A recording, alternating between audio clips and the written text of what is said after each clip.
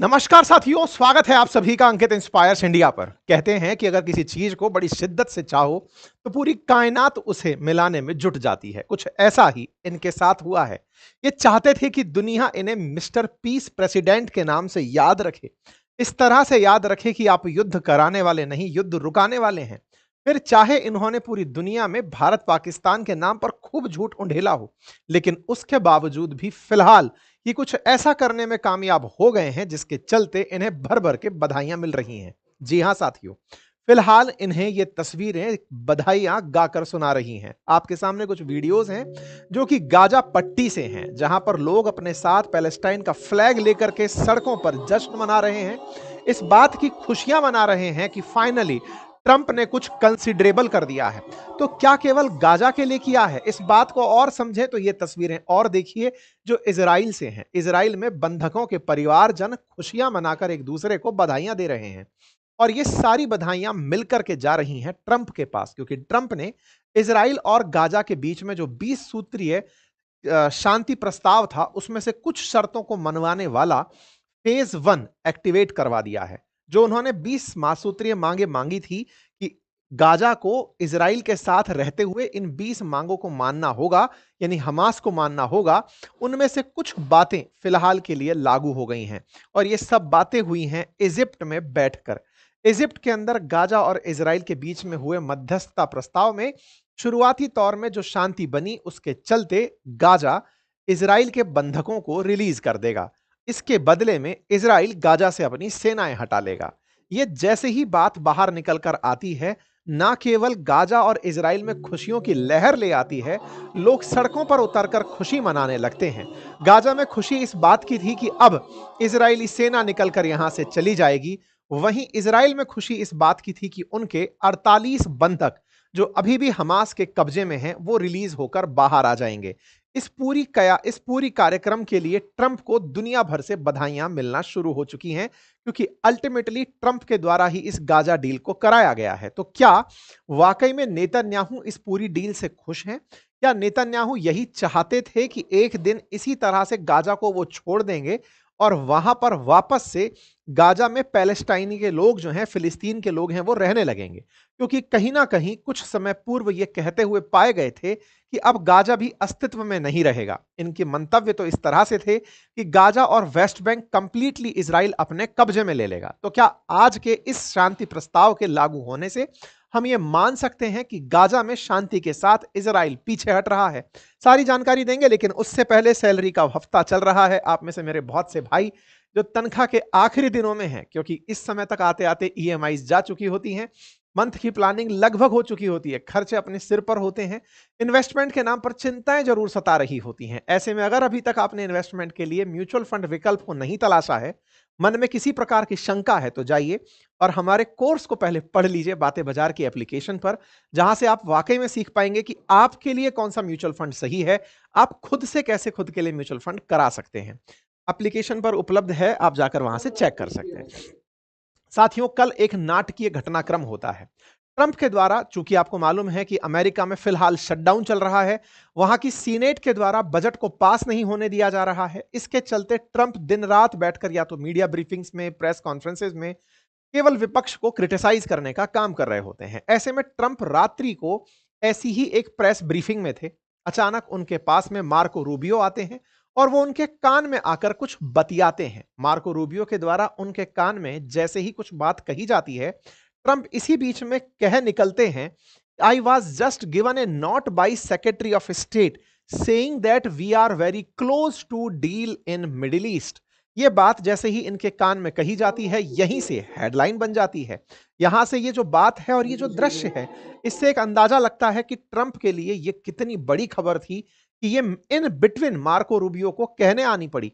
मतलब कहीं ना कहीं ट्रंप इस खबर के या तो इंतजार में थे, या फिर वो इस मोमेंट को मीडिया के सामने कैप्चर करना चाहते थे। अब ये पूरी पटकथा स्क्रिप्टेड थी या फिर एक मात्र संयोग, ये तो आने वाला समय बताएगा। लेकिन मीडिया में जबरदस्त ट्रोल इस बात का हुआ कि ट्रंप ने नकल की है जॉर्ज डब्ल्यू बुश की।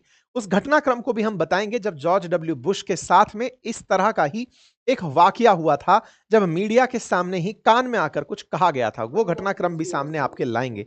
फिलहाल के लिए सिग्निफिकेंस को देखें और जैसे ही ट्रंप के कान में कुछ बुदबुदाया जाता है, ट्रंप तुरंत ट्रुथ पर जाते हैं, पूरी बात लिख देते हैं और कहते हैं कि I am very proud to announce that Israel and Hamas have both signed off on the first phase of our peace plan. This means that all the hostage will be released very soon. अपने द्वारा यह जानकारी देते हुए कहते हैं कि सारे के सारे बंधकों को जल्दी रिहा कर दिया जाएगा।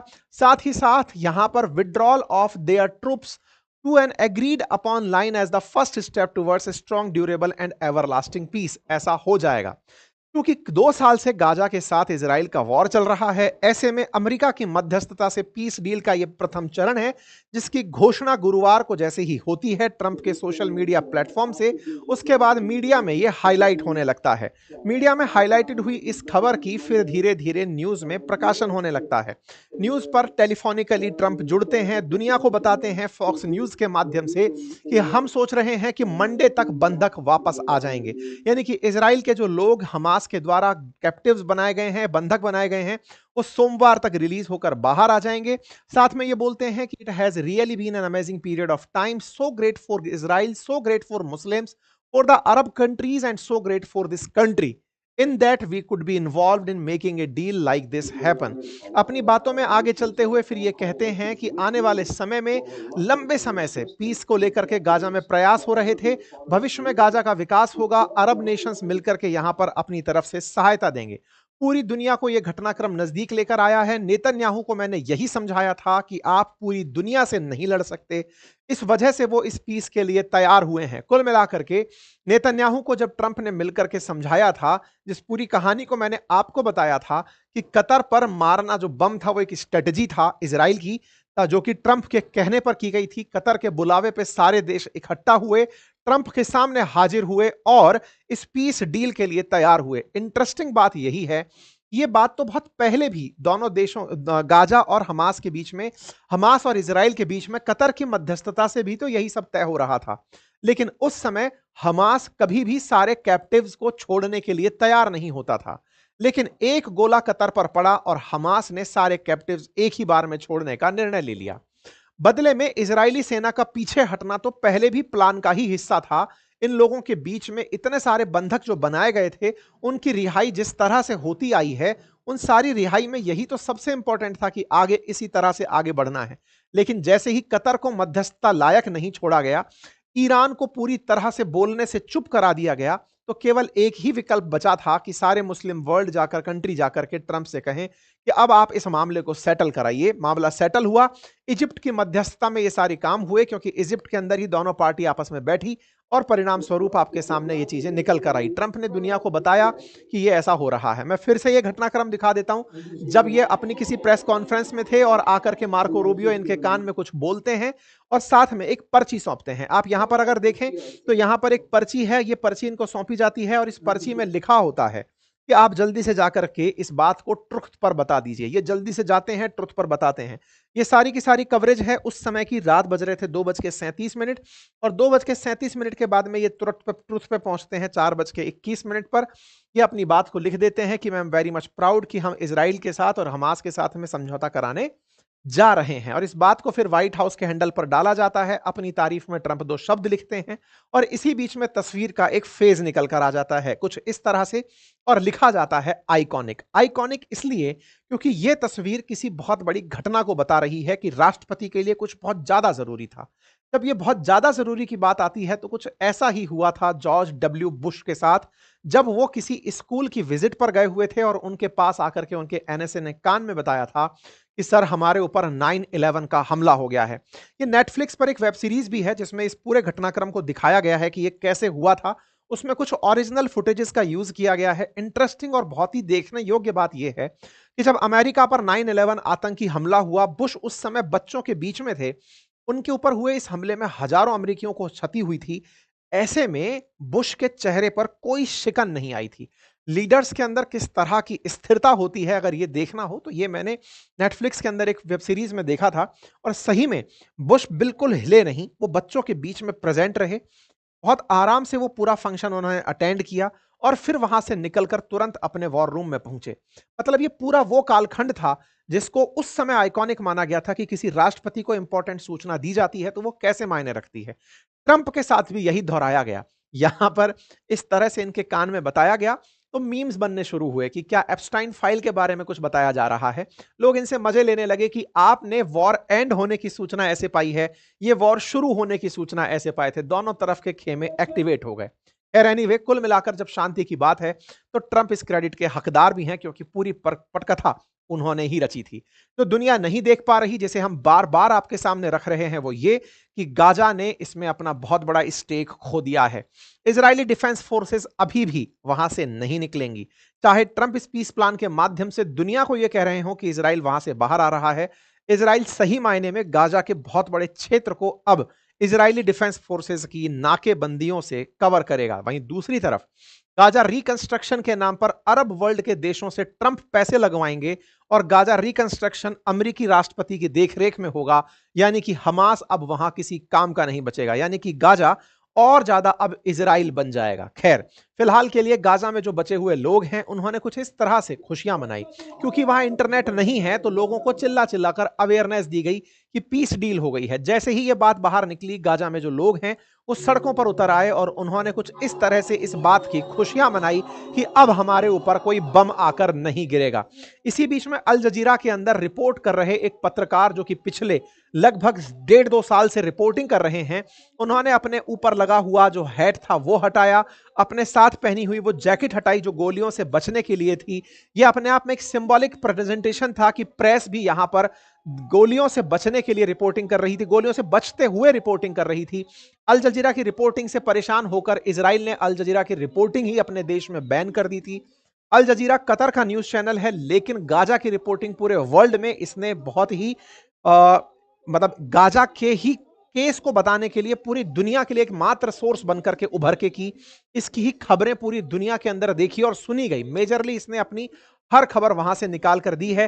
तो लोगों में देख सकते हैं कि इस रिपोर्टर के प्रति कितना सम्मान है। यहां गाजा के लोगों ने इसे अपने कंधे पर उठा लिया कि तुमने हमारी बातें दुनिया को बताई हैं, और इस प्रकार से ये एक पीस का इजहार था कि इन्होंने अपने ऊपर से हैट हटा दिया है।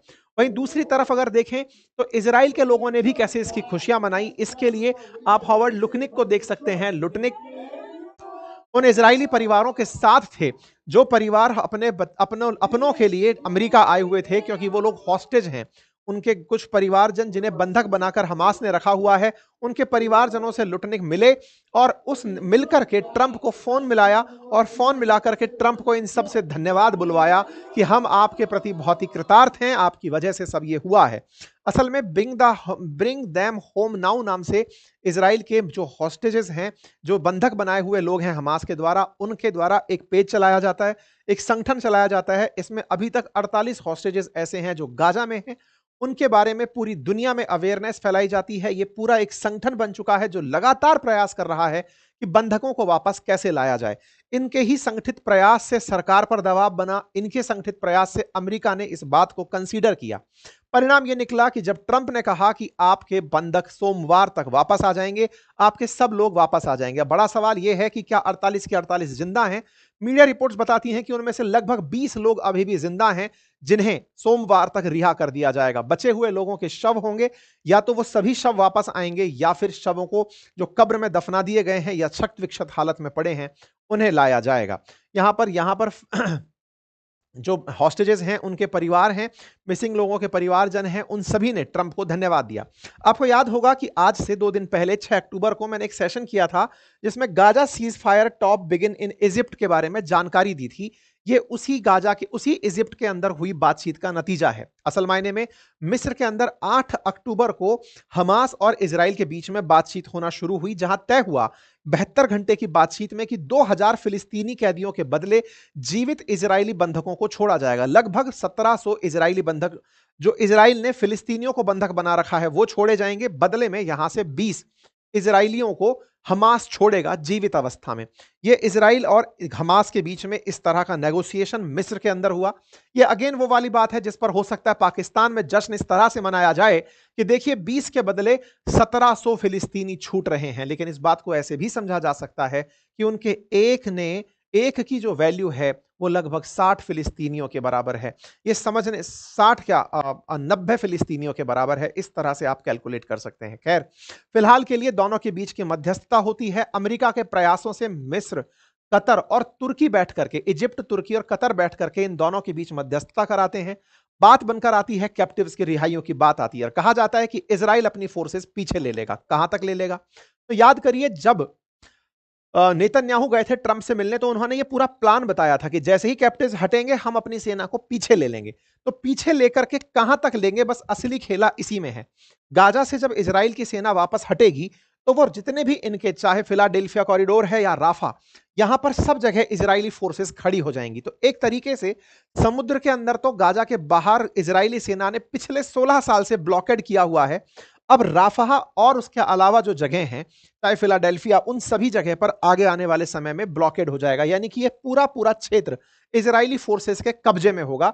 यानी कि अब गाजा और छोटे क्षेत्र में रहेगा। हालांकि ट्रंप ने दुनिया को यह समझाया है कि इस पूरे क्षेत्र को अरब मुस्लिम देशों की फंडिंग की मदद से दोबारा से बसाया जाएगा, ट्रंप की देखरेख में। ऐसे में इजराइल के द्वारा जो भी कंट्रोल्ड एरिया हैं, वो भविष्य में अमेरिका द्वारा या फिर दुनिया की संयुक्त सेनाओं द्वारा हो सकता है कंट्रोल हो और उनकी 20 सूत्रीय मांगों में से बाकी मांगे पूरी हो जाएं। फिलहाल के लिए हमास ने हथियार डालने पर कोई भी सहमति नहीं जताई है। गाजा छोड़कर जाने पर कोई सहमति नहीं जताई है।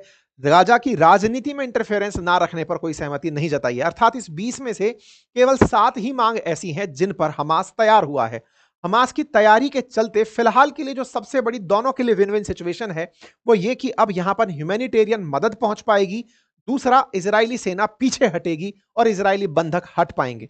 इस तरह की जो बातें हैं ये फिलहाल के लिए निकल कर आ रही हैं। इस बात पर नेतन्याहू ने सभी को धन्यवाद देते हुए कहा कि ये सभी प्रयास हुए, हम हमारे प्रयास से हमारे बंधक अब वापस लौट कर आ रहे हैं। इस बात के लिए ट्रंप को हम धन्यवाद देते हैं। प्राइम मिनिस्टर ट्रंप ने, मतलब प्राइम मिनिस्टर ऑफ इजराइल ने ट्रंप को भर भर के धन्यवाद दिया, सारे के सारे ट्वीट्स उनके पक्ष में लिख डाले। इसी प्रकार से इजराइल के अंदर सेलिब्रेशन शुरू हो जाते हैं और वर्ल्ड लीडर्स फिर धन्यवाद देने उतर पड़ते हैं। यहां पर आप देख सकते हैं कि किस प्रकार से स्पोक्स पर्संस जो हैं वो उतर करके बातचीत करने निकल पड़ते हैं। कतर की तरफ से मैसेजेस आने शुरू हो जाते हैं। ठीक इसी प्रकार से मिनिस्ट्री ऑफ कतर, भारत के प्रधानमंत्री ने भी इस फर्स्ट फेज एग्रीमेंट पर ट्रंप को और इजराइल को बधाई दे दी है। पाकिस्तान ने भी बधाई दे दी है। पाकिस्तान की तरफ से बधाई आप उठाकर देखें, ब्रिटेन के पीएम की बधाई, फ्रांस के राष्ट्रपति की बधाई, जॉर्जिया मेलोनी की बधाई, मार्क कार्नी, आप उठाकर देखें, सब तरफ से बधाइयां ही बधाइयां और हर तरफ एक ही चीज कि हाँ भाई, फाइनली फर्स्ट फेज जो है इजराइल और गाजा के बीच में एक्टिवेट होने जा रहा है। लेकिन माहौलबाजी ज्यादा है, सच्चाई इससे बहुत दूर है। यह पहली बार नहीं है इजराइल और गाजा के बीच, यानी हमास के बीच पहले भी कतर की मध्यस्थता से ऐसी समझाइश हो चुकी है।